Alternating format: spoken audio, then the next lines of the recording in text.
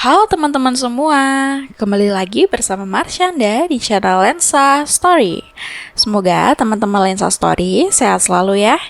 Nah, sekarang kita akan melanjutkan kisah yang masih bersambung nih. Dengan judul, Istriku yang Tak Ingin Kusentuh Ternyata... kepo ya. Kalau teman-teman Lensa Story belum nonton episode sebelumnya, Marsyanda sudah mencantumkan linknya di deskripsi video ini ya. Yuk, simak ceritanya sampai selesai.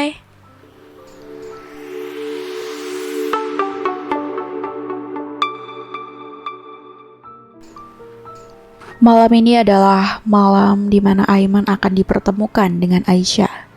Meskipun begitu, tak membuat laki-laki itu merasa bahagia.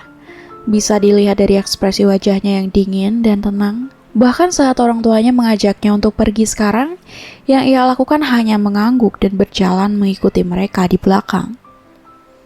Kita harus cepat ke restoran. Nggak boleh datang telat, apalagi Aisyah sudah dijemput sopir sejak tadi. Dia pasti sedang ada di perjalanan sekarang, ujar Herlambang sembari menyetir mobilnya yang diangguki mengerti oleh istrinya. Namun justru didiami oleh Aiman yang tampak tak berminat apa-apa. Iya ya, sang istri menjawab sembari tersenyum hangat. Namun tidak dengan hatinya yang sebenarnya merasa malas harus berdandan cantik hanya untuk bertemu dengan calon menantunya itu. Sedangkan penampilan kini cukup dikategorikan mewah, dengan hijab branded yang menutupi kepalanya, tas mahal yang berada di tangannya, dan juga baju muslimah yang tentunya tidaklah murah. Di sisi lainnya, Aisyah sudah didandani oleh ibu pantinya dengan begitu cantik. Dan karena keseringan pakai cadar, wanita itu tampak tak percaya diri melihat wajahnya dirias dengan kosmetik. Tak jarang ia menutupi wajahnya dengan tangannya. Merasa malu saja saat polesan-polesan itu menghiasi bibir, pipi, dan juga matanya. Ada apa? Kamu gak suka dengan dandanan ibu? Padahal ibu cuma sedikit loh memoles wajah kamu. Karena kulit kamu itu sehat dan kamu juga sudah sangat cantik sejak kecil. Wanita itu bertanya dengan lembut saat menyadari Aisyah kurang nyaman didandani. Aku suka kok bu, aku cuma kurang nyaman dengan ini. Mungkin karena aku terbiasa bercadar selama ini. Apa sebaiknya aku menggunakannya lagi ya bu? Tanyanya yang langsung digelengi oleh ibu pantinya. Nggak usah, kamu kan akan bertemu dengan calon suami kamu. Masa harus pakai cadar? Kamu juga sudah berjanji akan membukanya dan enggak memakainya lagi kan? Ya sih bu, tapi aku enggak percaya diri. Kenapa enggak percaya diri? Kamu kan cantik. Bagaimana kalau calon suamiku enggak menyukaiku bu? Mustahil. Saat kamu masih SMA saja, banyak kan yang menyukai kamu. Padahal kalau dibandingkan dengan yang dulu, kamu lebih cantik sekarang. Wanita itu tersenyum sembari mengucap puncak kepala Aisyah yang tertunduk dengan perasaan keraguan. Kamu masih ragu ya? Gak apa-apa Aisyah, nanti lama-lama juga kamu akan terbiasa. Jadi biarkan saja seperti ini. Ingat ya, jangan tutupi wajah kamu lagi karena sekarang kamu akan menjadi bagian dari keluarga orang lain. Orang-orang yang akan mengenali kamu sebagai Aisyah yang baru. Iya bu. Aisyah mengangguk patuh yang tentu saja membuat ibu pantinya tersenyum karena ia yang paling tulus meminta kebahagiaan untuknya pada Tuhan dan inilah awal mulanya. Kamu bisa pergi sekarang, sopir dari keluarga Pak Herlambang sudah datang menjemput kamu. Ujar wanita itu sembari menarik pelan tangan Aisyah untuk menyuruhnya berdiri lalu menggandengnya dan berjalan pergi ke arah halaman panti asuhan. Ibu benar-benar gak ikut? Tanya Aisyah memastikannya lagi dan lagi. Padahal ia sudah menanyakannya berkali-kali. Enggak Aisyah, akan lebih baik bila ibu nggak ikut. Apalagi anak-anak juga gak ada yang jaga di sini. Ya sudah, aku pergi dulu ya bu. Aisyah menatap ke arah ibu pantinya dengan tatapan sendu. Namun wanita itu justru mengangguk dan tersenyum saat Aisyah akan masuk ke dalam mobil tersebut. Iya, hati-hati ya. Iya bu, Assalamualaikum. Waalaikumsalam. Setelah saling memberi salam, Aisyah masuk ke dalam mobil lalu membuka kacanya dan melambaikan tangannya pada ibu pantinya. Ekspresinya masih sama seolah belum siap dengan ini semua. Terlebih lagi untuk pertama kalinya ia harus membuka cadarnya di luar panti asuhan.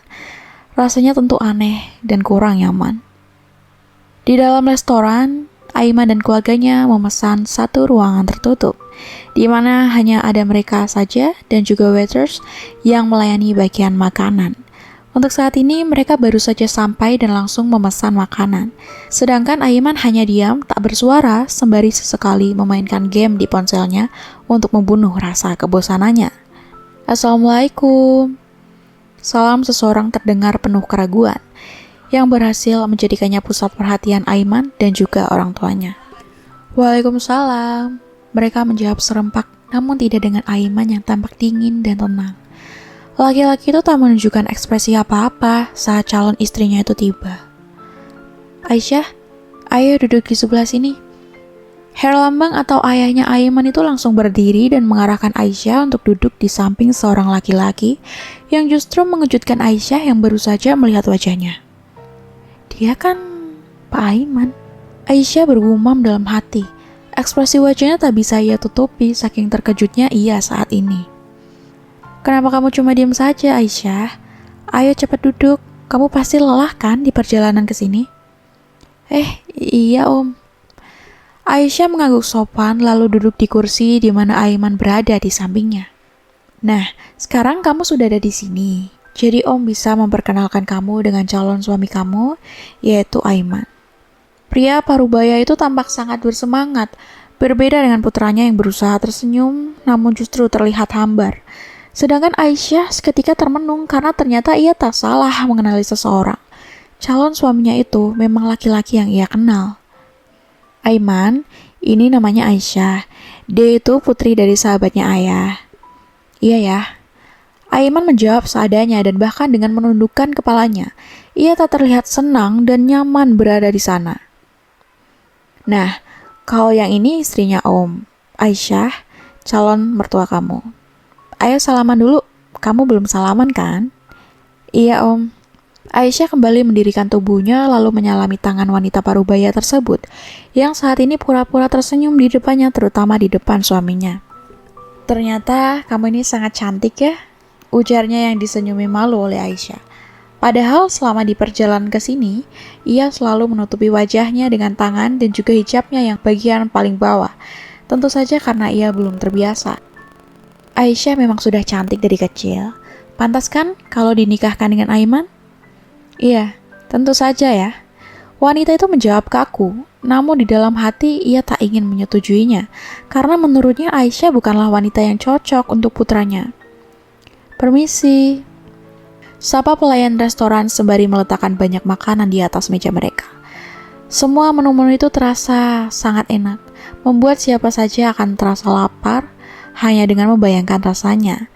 Namun sayangnya mereka tak terlalu fokus dengan hal itu, terutama Aisyah yang masih berusaha menenangkan hatinya yang berdebar tak karuan. Bagaimana tidak, jika ia saja baru tahu calon suaminya ternyata Aiman, laki-laki dermawan yang sudah 2 kali mengundang panti asuhan untuk acara santunan.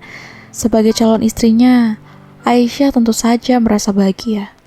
Selain karena laki-laki itu juga baik, wajahnya juga dikategorikan tampan dengan tubuh tinggi dan gagah. Ayo Aisyah, silahkan dimakan makanannya, jangan sungkan-sungkan ya. Herlambang tersenyum ke arah Aisyah dan menyodorkan piring untuknya yang sudah berisikan nasi. Iya Om, terima kasih. Aiman, kenapa sejak tadi kamu cuma diam? Ayo, kamu juga harus makan.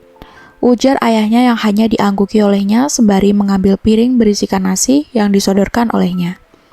Iya ya. Aiman menjawab seadanya lalu meletakkan ponselnya di dalam sakunya. Sejak tadi, yang laki-laki itu lakukan memang cuma diam sembari menatap ke layar ponselnya. Entah kenapa hatinya seolah tak ingin memperbolehkannya menatap ke arah Aisyah, padahal wanita itu adalah calon istrinya. Entahlah, namun yang pasti Aiman terus berusaha menghindarinya dan mengabaikannya. Ia tak akan membiarkan matanya bertemu dengan mata Aisyah. Aisyah, panggil Herlambang yang langsung ditatap tanya oleh si pemilik nama dan menghentikan aktivitas makannya. Iya Om. Bagaimana kalau kamu tinggal di rumahnya Om saja? Di sana masih ada kamar yang bisa kamu pakai. Maksud ayah apa sih? Kan mereka belum menikah. Bunda gak mau loh kalau ada yang salah paham dengan hubungan mereka.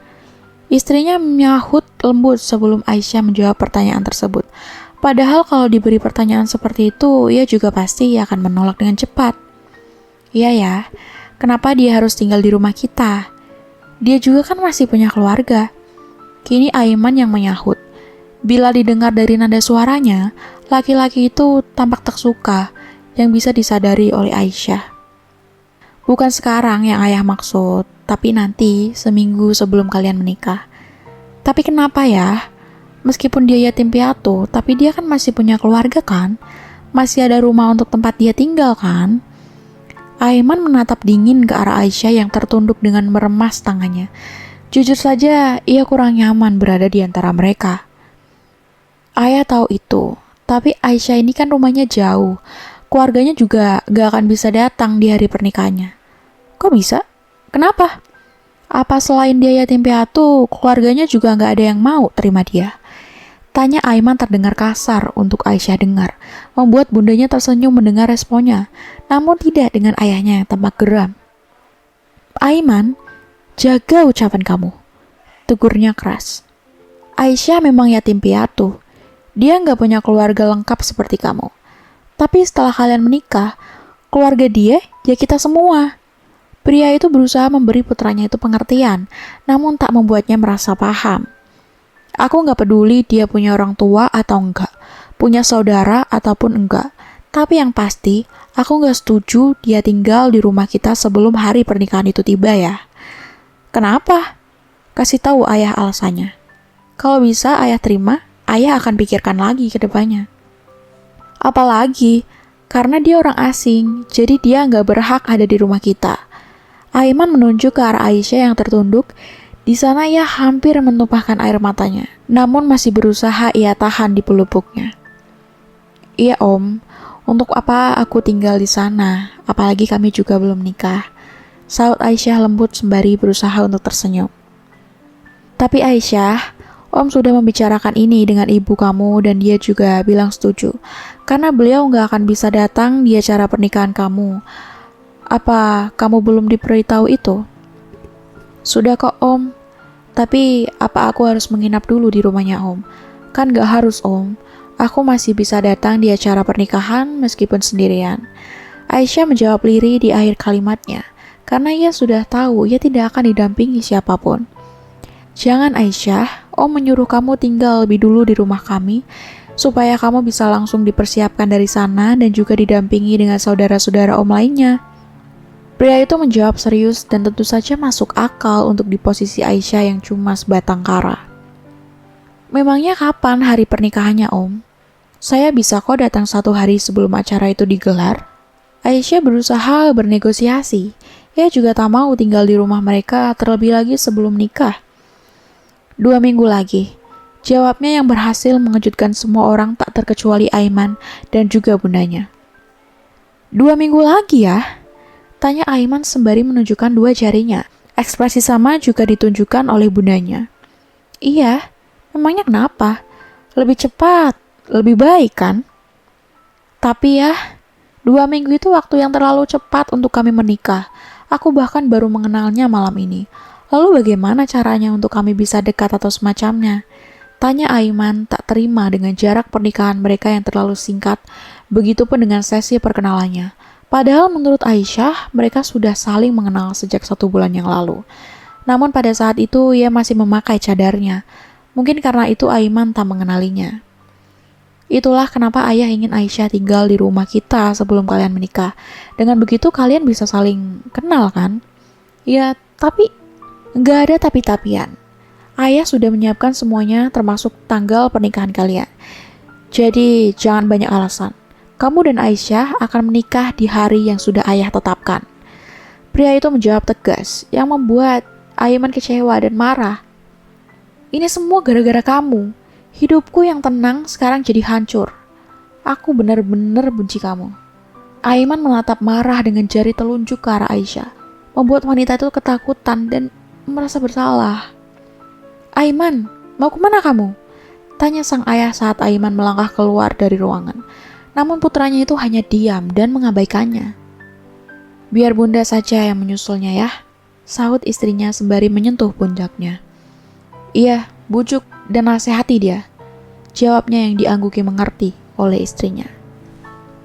Di balik meja yang berada di depannya, Aisyah mengepalkan tangannya menahan rasa sesak di dadanya. Air mata yang sudah terkumpul di pelupuknya akhirnya tumpah juga.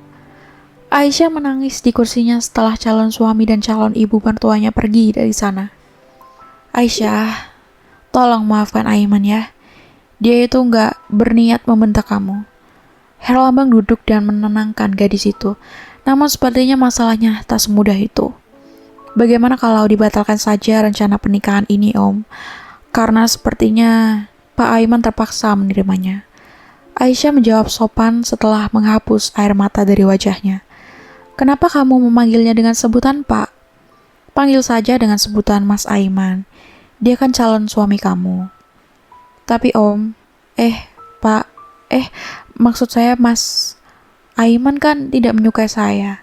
Apa bisa pernikahan ini dilanjutkan? Karena sepertinya ini akan sulit untuk dilakukan. Kamu tenang aja, apapun yang terjadi, kalian pasti akan menikah, Aisyah. Pria itu berusaha meyakinkannya.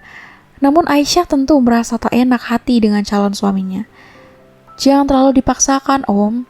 Saya benar-benar tidak apa-apa, andai saja pernikahan ini dibatalkan. Nggak akan, Om bisa pastikan itu. Lebih baik kita tunggu saja Aiman kembali. Om yakin bundanya bisa membujuknya. Iya, Om. Aisyah hanya mengangguk patuh tanpa bisa berbuat apa-apa. Di sisi lainnya, Bunda Aiman berlari mengikuti langkah putranya yang begitu cepat keluar dari restoran. Namun untungnya, ia bisa menarik tangannya dan menghentikan langkahnya. Aiman, panggilnya. Ada apa lagi, Bunda? Kalau Bunda kesini cuma untuk membujukku, lebih baik Bunda pergi saja, karena aku nggak mau kembali lagi ke sana. Aiman berujar serius sembari menunjuk ruangan itu. Kita jangan membahasnya di sini, sekarang kamu ikut Bunda keluar, ujarnya sembari menarik lengan putranya ke arah luar restoran. Aiman, panggil wanita itu dengan penuh kelembutan, setelah menghentikan langkahnya di tempat parkiran. Bunda nggak akan membujuk kamu untuk kembali ke sana, jadi kamu tenang aja. Lalu untuk apa Bunda mengikutiku kalau bukan karena ingin membujukku? Sudahlah Bunda, aku ini sudah dewasa. Aku bisa menentukan sendiri mana wanita yang pantas aku nikahi.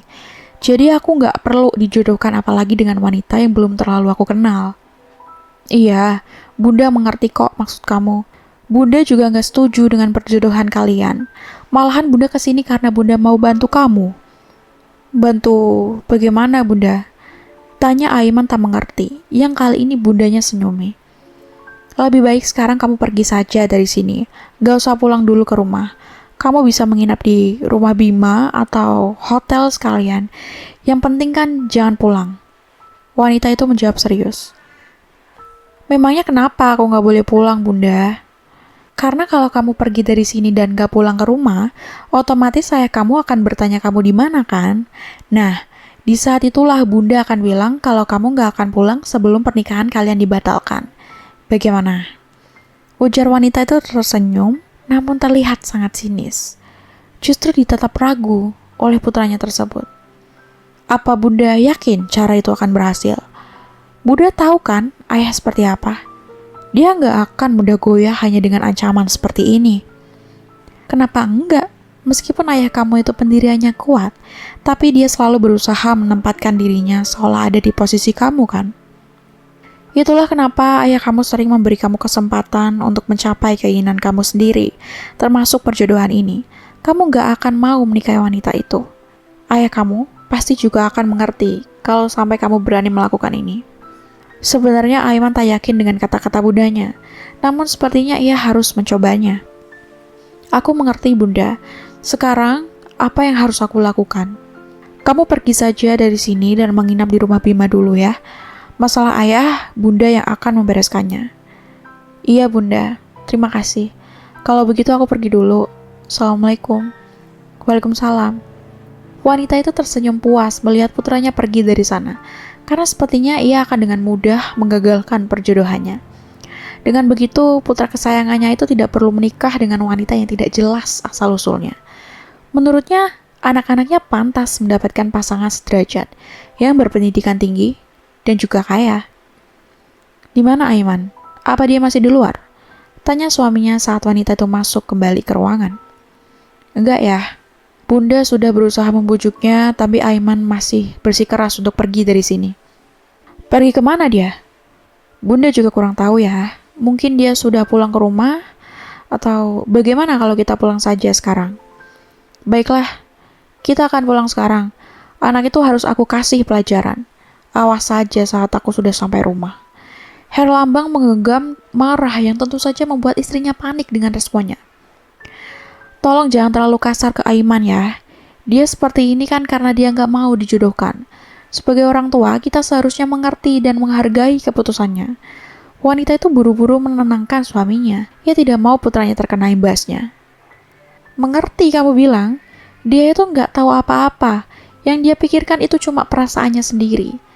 Tapi sudahlah, kita pulang aja sekarang. Jawabnya dengan berusaha untuk tetap tenang. Meskipun sebenarnya hatinya tengah memanas sekarang. Oh ya, Aisyah, Om minta maaf ya atas kejadian malam ini. Om gak menyangka semua jadi seperti ini. Herlambang berujar ke arah Aisyah yang sedari tadi diam. Mimik wajahnya tampak merasa bersalah. Namun perasaan yang sama juga Aisyah rasakan. Om gak perlu minta maaf. Saya benar-benar gak apa-apa. Andai saja perjodohan ini dibatalkan, saya tidak masalah. Jadi saya mohon jangan bertengkar dengan putra Om. Dia juga berhak memilih jalan hidupnya sendiri. Aisyah mendirikan tubuhnya dan menjawab dengan sopan yang kian membuat pria itu merasa bersalah. Kita bahas lagi masalah ini lain kali ya. Sekarang kamu kembali ke mobil tadi, sopir akan mengantarkan kamu lagi. Iya Om, saya permisi dulu. Assalamualaikum. Waalaikumsalam. Herlambang menghembuskan nafas panjangnya, menatap iba pada wanita yang ia kenal dengan nama Aisyah, yang begitu sabar menghadapi masalah. Padahal hidupnya selama ini sudah banyak menderita, namun tak membuatnya menjadi pribadi yang buruk atau semacamnya. Kita juga harus pergi sekarang, ujarnya pada istrinya setelah meletakkan uang 500.000 di atas meja. Iya ya. Di sisi lainnya, Aiman melanjutkan mobilnya dengan kecepatan tinggi, lalu memarkirkannya di depan rumah Bima. Laki-laki itu memang sengaja datang ke rumah sahabatnya. Selain karena ia tak memiliki tujuan lainnya, ia tentu saja menceritakan keluh kesahnya pada sahabatnya. Tumben malam-malam kamu kesini. Ada apa, Man? Tanya Bima saat membuka pintu kamarnya dan mendapati Aiman berada di depannya. Nggak ada apa-apa. Malam ini aku menginap di sini ya. Aiman menjawab sembari melangkahkan kakinya masuk ke dalam kamar. Lah, tumben. Kenapa? Kamu lagi ada masalah? Iya. Masalah apa? Aku bertengkar dengan ayahku. Aiman membaringkan tubuhnya di atas ranjang, sedangkan Bima tampak penasaran di tempatnya berdiri sekarang. Bertengkar kenapa? Ini semua gara-gara Aisyah. Gara-gara dia, hubunganku dengan ayahku jadi runyam. Aisyah? Wanita yang dijodohkan dengan kamu? Kok bisa gara-gara dia? Bima mendudukkan tubuhnya di tepi ranjang dengan tatapan yang tak terlepas dari wajah Aiman. Kamu tahu nggak? Sebenarnya malam ini aku dipertemukan dengan wanita itu. Tapi aku pergi dari sana karena aku nggak mau menuruti keinginan ayahku yang ingin aku menikahinya 2 minggu lagi. Aiman menunjukkan 2 jarinya yang berhasil mengejutkan sahabatnya, Bima. Apa? 2 minggu lagi? Yang bener aja, kalian kan baru kenal. Tapi tunggu, tadi kamu bilang kalau dipertemukan dengan wanita itu artinya kamu sudah tahu wajahnya seperti apa? Tentu saja, aku nggak akan bisa pernah lupain wajahnya. Karena dia, hidupku jadi seperti ini. Ini yang aku takutkan, kamu jadi melampiaskannya ke wanita itu. Padahal yang merencanakan perjodohan kalian, itu kan ayahmu sendiri. Apa menurut kamu dia nggak punya salah dalam masalah ini? Padahal, kalau dia nggak ada, apa? Kalaupun wanita itu nggak ada, kamu tetap nggak bisa memiliki Ica kan? Sudahlah, terima aja perjodohan kalian. Kali saja ini cara Allah untuk menyembuhkan patah hatimu. Potong Bima cepat. Kok kamu jadi bawa-bawa Ica sih? Dia nggak salah apa-apa. Jangan sangkut pautkan dia ke dalam masalahku. Aiman tampak tak terima yang tentu saja membuat Bima menatapnya tak percaya.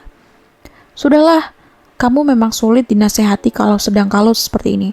Semua ucapanku nggak akan bisa buat kamu mengerti. Lebih baik sekarang kamu istirahat. Aku juga akan tidur. Bima menaiki ranjangnya. Ia berniat membaringkan tubuhnya di sana.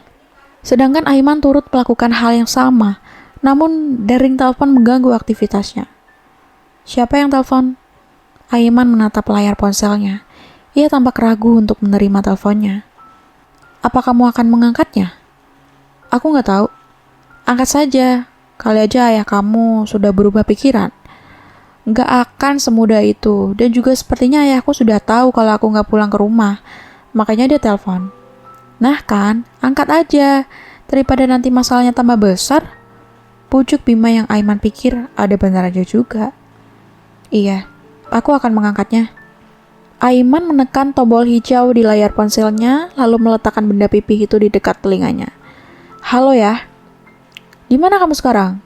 Tanya ayahnya dari seberang sana. Bila didengar dari nada suaranya, sepertinya pria itu sedang marah besar sekarang. Di rumah Bima. Pulang sekarang atau ayah talak bunda kamu malam ini juga. Ancamnya yang berhasil mengejutkan Aiman, begitupun dengan Bima yang masih bisa mendengar suaranya. Iya ya, aku akan pulang sekarang. Aiman tentu saja merasa takut dan langsung buru-buru turun dari ranjangnya.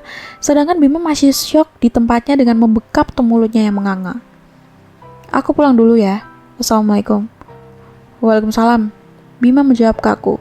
Ia masih belum percaya dengan kejadian yang baru dilihatnya tersebut. Herlambang dan juga istrinya langsung pulang ke rumah setelah dari restoran. Namun sesampainya ia di halaman rumahnya, ia tak mendapati mobil putranya ada di sana. Pria itu tentu saja merasa geram. Ia langsung keluar dari mobilnya untuk memastikan, lalu pergi ke kamar putranya. Sedangkan istrinya mengikutinya di belakang. Aiman, dia benar-benar gak pulang. Berani sekali dia menantangku. Ujarnya penuh amarah yang ditatap gelisah oleh istrinya. Ya, Aiman seperti itu juga karena dia punya jalan sendiri kan. Kita sebagai orang tua janganlah terlalu memaksakannya. Wanita itu berusaha menenangkannya. Ia ingin mempengaruhi suaminya agar tidak jadi menjodohkan putranya. Bagaimana kalau kita batalkan saja perjodohan mereka? Toh nggak ada yang dirugikan kan dalam masalah ini? Aisyah juga terlihat nggak mempermasalahkan. Begitu dengan Aiman. Apa kamu bilang? Dibatalkan? Apa kamu tahu aku menunggu waktu ini sudah puluhan tahun? Dan dengan mudahnya kamu bilang seperti ini? Teriaknya marah, yang kian membuat istrinya takut dan menjawabnya. Kamu itu nggak tahu apa-apa seperti Aiman. Kalian semua nggak tahu apa-apa. Geramnya dengan menunjuk wajah istrinya lalu mengambil ponsel yang ada di sakunya. Ia akan menghubungi putranya supaya pulang ke rumah dengan segera. Halo ya, di mana kamu sekarang? Sentaknya marah dengan nafas naik turun dalam dadanya. Di rumah Bima. Pulang sekarang atau ayah talak bunda kamu malam ini juga. Teriaknya lagi lalu mematikan sambungan teleponnya. Yang kali ini berhasil mengejutkan istrinya yang berada di sampingnya. Yah, kamu gak serius kan mengatakan itu? Ayah cuma menggertak Aiman saja kan supaya dia mau pulang? Apa menurut kamu aku terlihat seperti ingin menggertak? Aku bahkan gak pernah seserius ini saat kita ada masalah kan? Tanyanya dengan tatapan tajam yang begitu mengintimidasi. Jadi jangan pernah coba-coba mempengaruhiku untuk menggagalkan perjodohan Aiman dengan Aisyah. Pria itu terlihat sangat serius dan geram. Seumur-umur istrinya bersamanya, ia tak pernah berada di posisinya sekarang, karena hampir tidak pernah mereka bertengkar seperti sekarang. Setibanya Aiman di rumah, ia turun dari mobil, lalu berjalan cepat ke arah rumahnya, dan masuk ke dalamnya. Sesampainya di sana, ayah dan bundanya sudah menunggunya di ruang tamu, tepatnya di sofa. Melihat tatapan mereka, terutama ayahnya, Aiman merasa tertenang, jantungnya berdebar tak karuan. Assalamualaikum. Salamnya sopan, lalu duduk di sofa yang berhadapan dengan orang tuanya. Waalaikumsalam. Hanya bundanya yang menjawabnya, sedangkan ayahnya tampak tak bergeming di tempatnya dengan mempertahankan tatapan yang sama. Ayah gak mau berbelit-belit lagi, karena ayah pikir kamu udah gak bisa diarahkan secara baik-baik.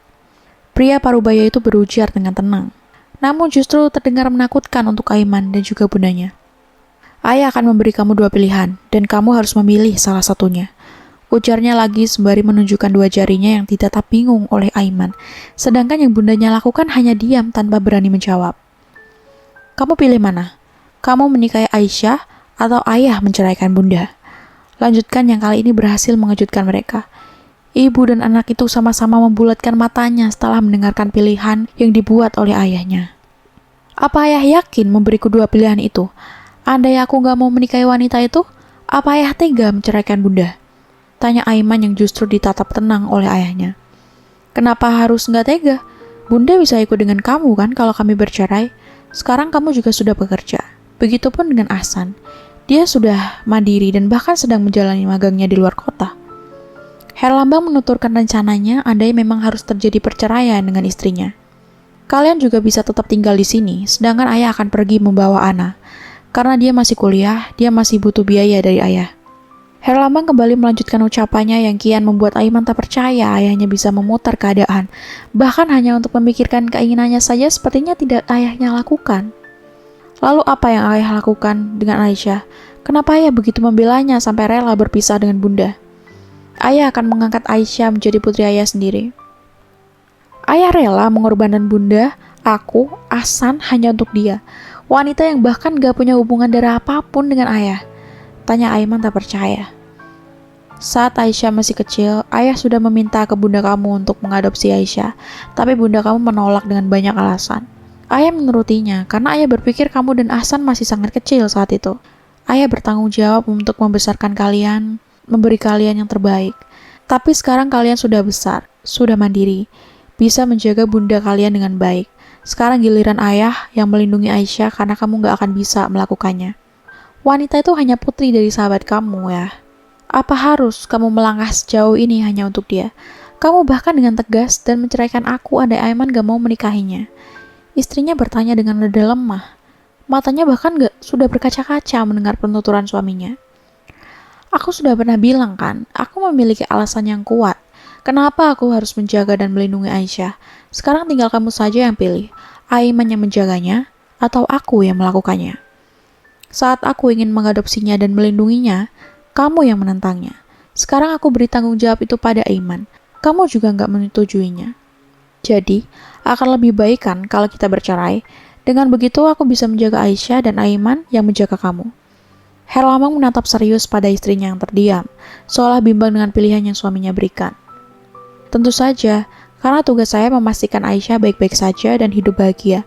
Kenapa ayah menjodohkannya dengan kamu? Karena ayah yakin cuma kamu yang bisa menjaganya. Iya, aku akan menikahi dia. Ayah atur saja semuanya. Tapi tolong, jangan ceraikan bunda, apalagi meninggalkan kami. Aiman menjawab terpaksa, tentu saja ia tidak mau keluarganya hancur hanya karena masalah seperti ini. Bagus. Herlambang menjawab singkat lalu pergi dari sana, meninggalkan istri dan putranya yang terdiam di tempatnya. Keduanya tentu tidak menyangka ia bisa membalikkan posisinya. Maafkan bunda, Man. Karena bunda kamu jadi harus menikahi wanita itu. Bunda gak bisa berbuat apa-apa untuk membela kamu. Wanita itu menjawab menyesal yang langsung digelengi oleh putranya yang merengkuh pundaknya. Aiman berusaha terlihat baik-baik saja. Aku gak apa-apa bila harus menikahinya bunda, asalkan rumah tangga bunda dan ayah baik-baik saja. Aiman memeluk bundanya yang justru menangis mendengar ucapannya. Keduanya berpelukan dan menyalurkan rasa kesedihan yang menyelimuti keduanya. Setelah turun dari mobil yang mengantarkannya, Aisyah berjalan menuju kamarnya, di mana suasananya sudah sangat sepi, sepertinya anak-anak panti asuhan sudah tertidur pulas sekarang. Namun, ada satu wanita yang masih terjaga di depan televisi, yang seketika Aisyah senyumi setelah melihatnya. Assalamualaikum.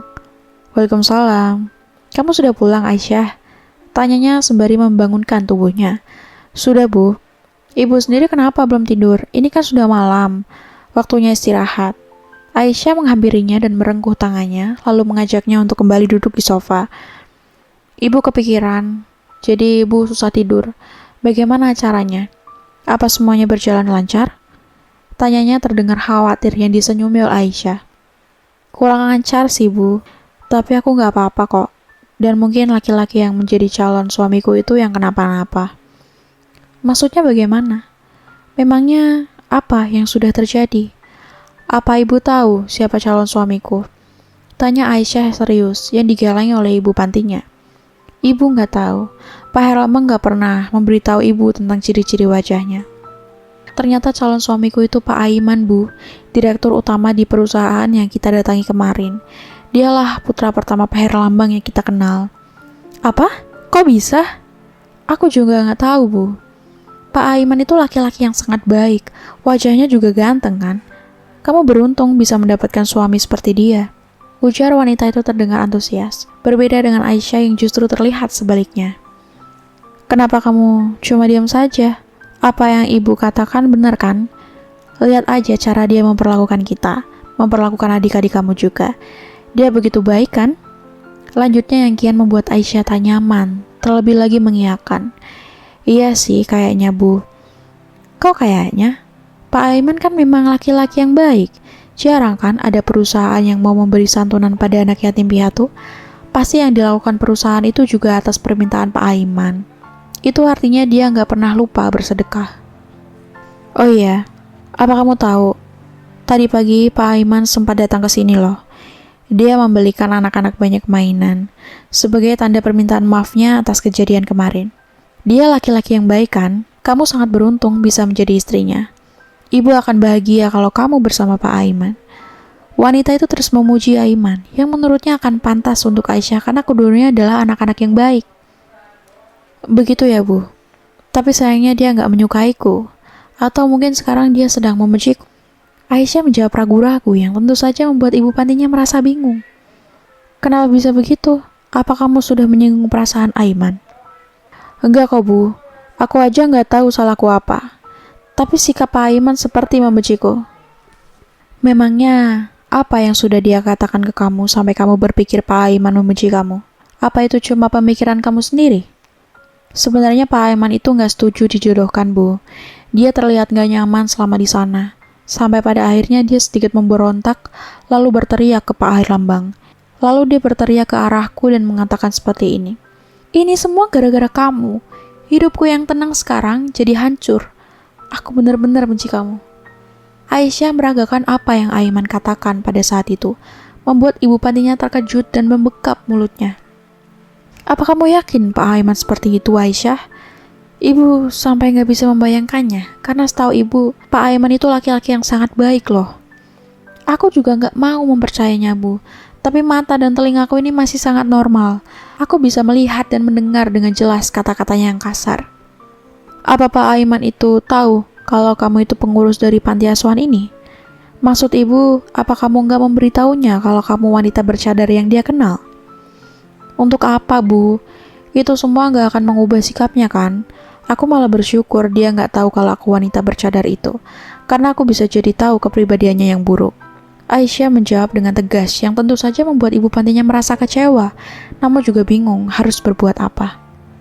Aisyah, sebaiknya kamu jangan terlalu terburu-buru menilai Pak Aiman laki-laki yang buruk. Kali saja tadi dia sedang ada masalah besar, makanya dia nggak sengaja bersikap kasar. Sebesar apapun masalahnya, bukan berarti dia bisa melampiaskannya ke orang lain kan, Bu? Apalagi dengan orang yang baru dia kenal. Ibu sendiri yang selalu mengajarkan aku untuk selalu menjaga sikapku ke semua orang, bahkan di saat aku merasa terpuruk sekalipun. Aisyah terlihat tidak setuju dengan perkataan ibu pantinya. Sepertinya ia memang sedang kecewa sekarang. Apa ibu juga sudah tahu, setelah Pak Aiman mengatakan itu, dia langsung pergi dari sana dan nggak kembali lagi, apalagi meminta maaf sama aku. Ibu bisa menanyakannya langsung ke Pak Herlambang. Kalau ibu nggak percaya dengan apa yang aku katakan, sekarang aku mau tanya ke ibu. Apa seperti itu laki-laki yang baik, yang dengan seenaknya membentak perempuan tanpa tahu kesalahannya apa? Aku sendiri sampai gak bisa membayangkan bagaimana hidupku setelah menikah dengannya. Pasti akan lebih menderita.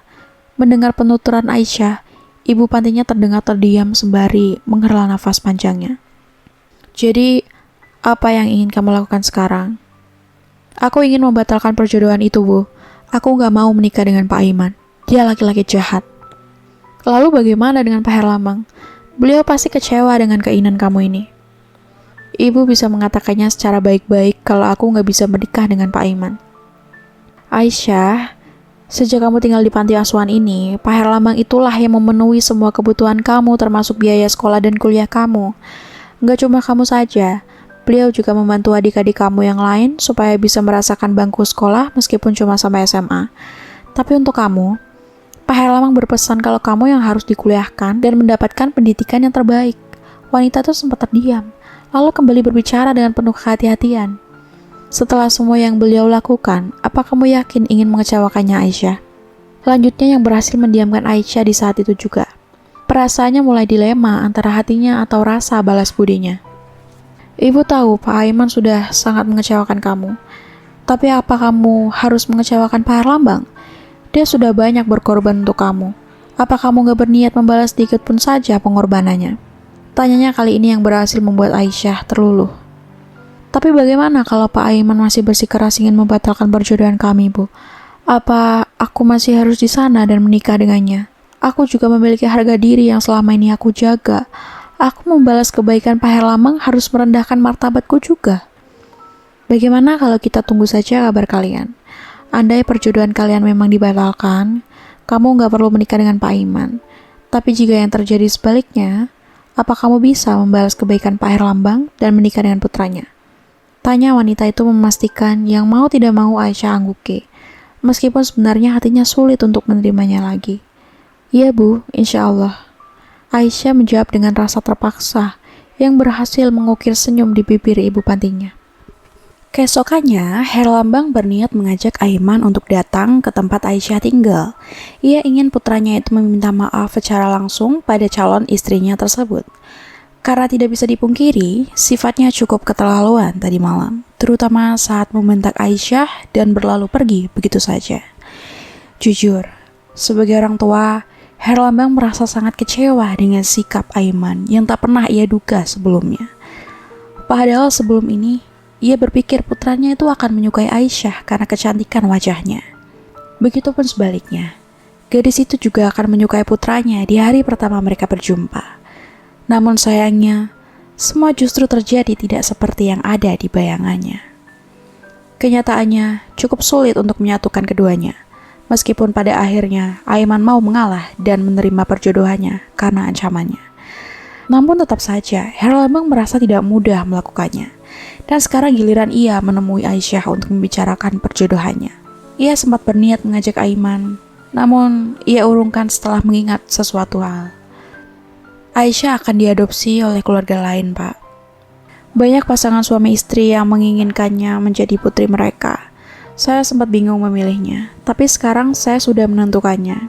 Aisyah akan diadopsi oleh keluarga yang cukup terpandang di kota ini, yang saat ini tengah menjabat menjadi wali kota kita, Pak. Wanita pengurus panti itu tersenyum saat memberitahu kabar baik itu, namun tidak untuk Herlambang yang mendengarnya. Aisyah tidak boleh diadopsi orang lain, Bu. Tolong, batalkan saja. Saya tidak akan menyetujuinya. Apa, Pak? Dibatalkan? Apa Anda tidak ingin Aisyah diadopsi? Tapi kenapa, Pak?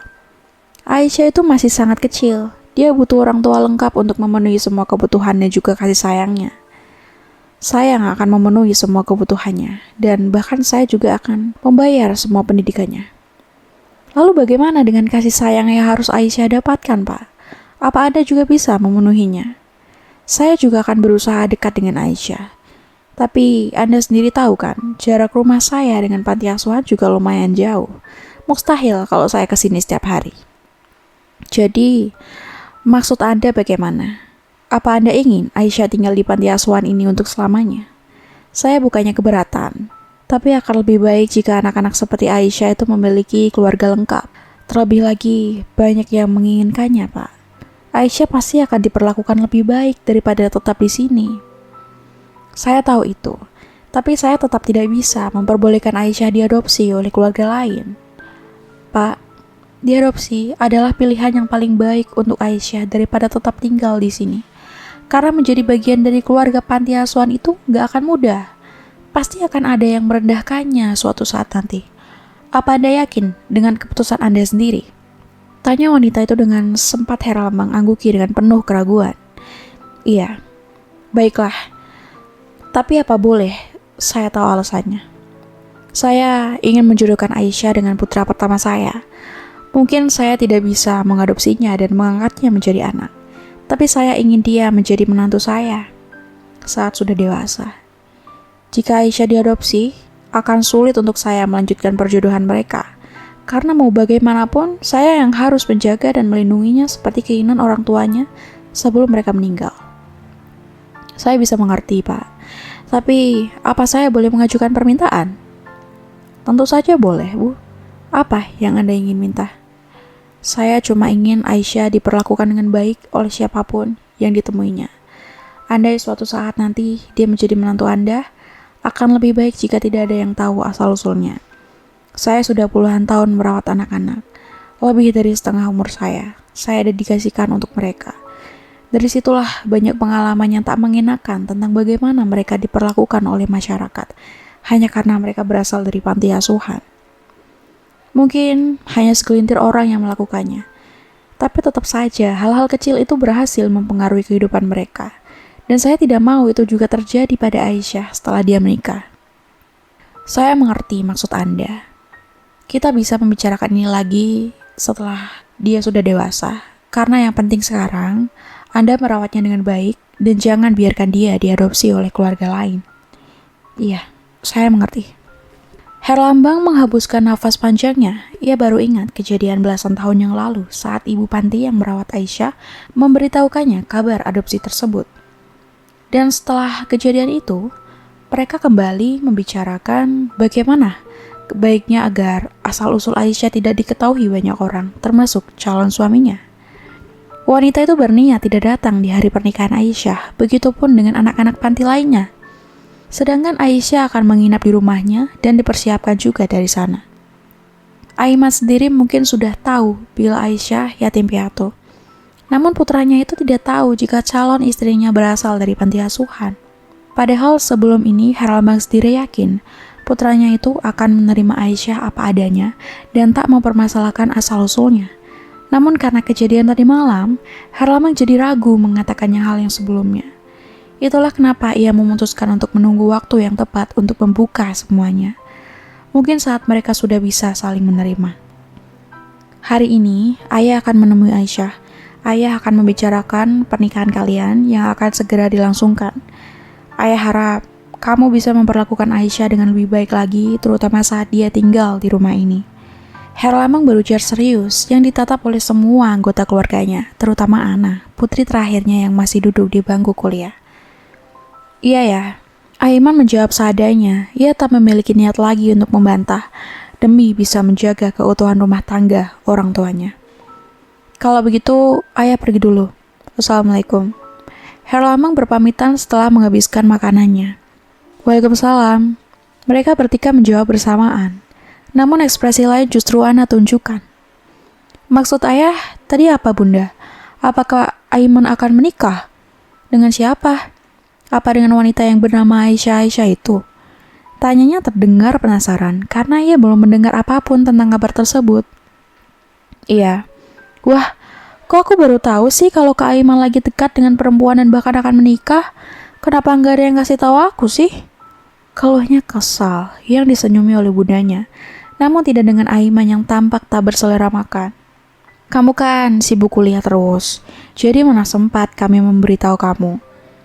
Sudahlah, lebih baik sekarang kamu cepat sarapan terus langsung ke kampus. Sudah jam berapa ini? Nanti telat loh. Iya bunda. Setelah Ana pergi, bundanya menatap ke arah Aiman yang masih makan makanannya dengan ekspresi enggan. Sebagai orang tuanya, tentunya wanita itu tahu bila putranya saat ini sedang tidak baik-baik saja. Kamu lagi memikirkan pernikahan kamu dengan wanita itu ya? Tanyanya yang ditetap langsung oleh Aiman, namun ia justru menggeleng pelan. Enggak kok bunda. Alah, jangan bohong kamu. Bunda tahu, kamu pasti merasa terbebani dengan perjodohan ini kan? Ujarnya lagi yang sebenarnya ada benarnya juga dengan apa yang Aiman rasakan. Namun bukan karena itu yang ia pikirkan sekarang, karena yang berada di otaknya saat ini hanya Ica, wanita bercadar yang masih mengisi relung hatinya. Sudahlah bunda, jangan membahasnya sekarang, aku harus pergi dulu ke kantor. Assalamualaikum.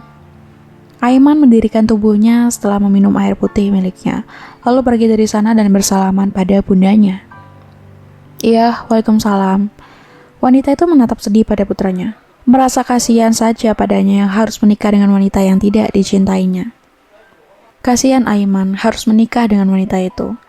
Pokoknya aku harus buat dia nggak betah tinggal di sini, terus meminta cerai sendiri ke anakku. Wanita itu berujar serius, merasa yakin dengan tekadnya saat ini.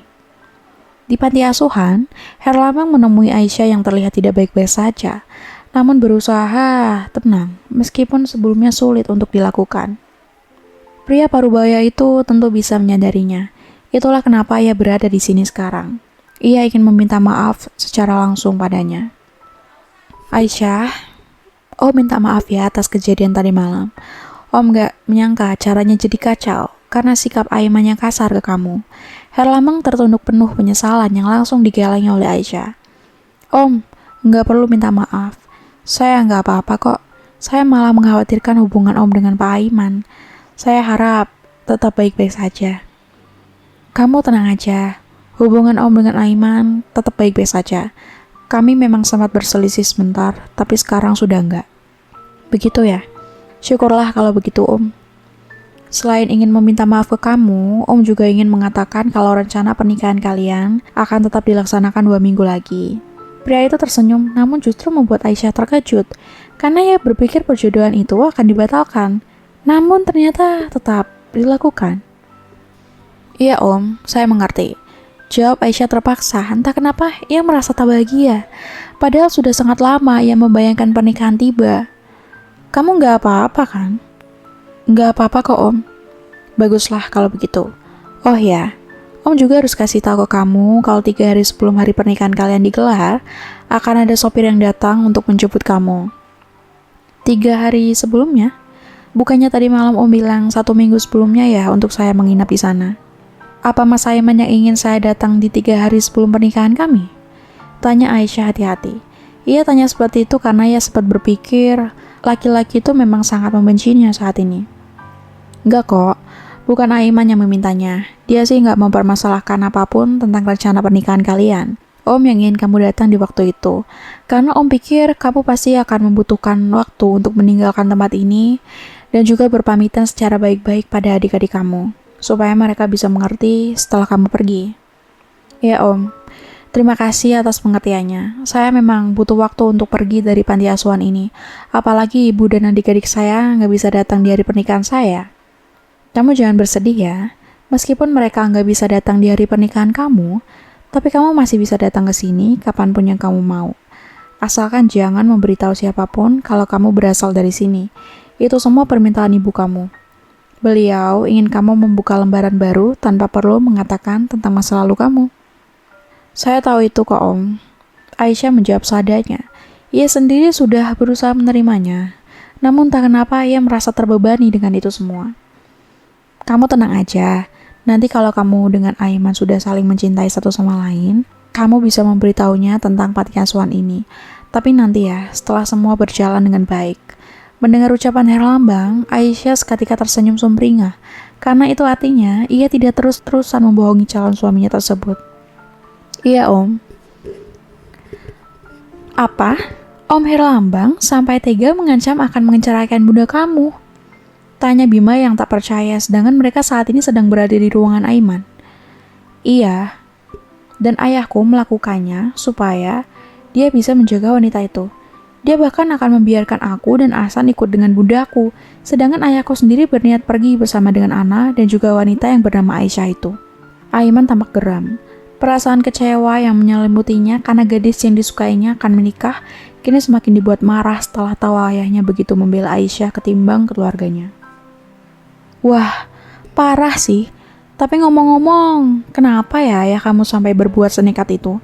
Jangan-jangan ada sesuatu yang ayah kamu sembunyikan, Man. Aku nggak tahu. Tapi kalau dipikir lagi, sikap ayahku memang aneh sih. Masa hanya karena Aisyah itu anak dari sahabatnya yang sudah meninggal, dia jadi begitu membelanya sampai tega mengancamku segala. Nah, iya kan? Sikap ayah kamu itu memang aneh. Terus sekarang gimana?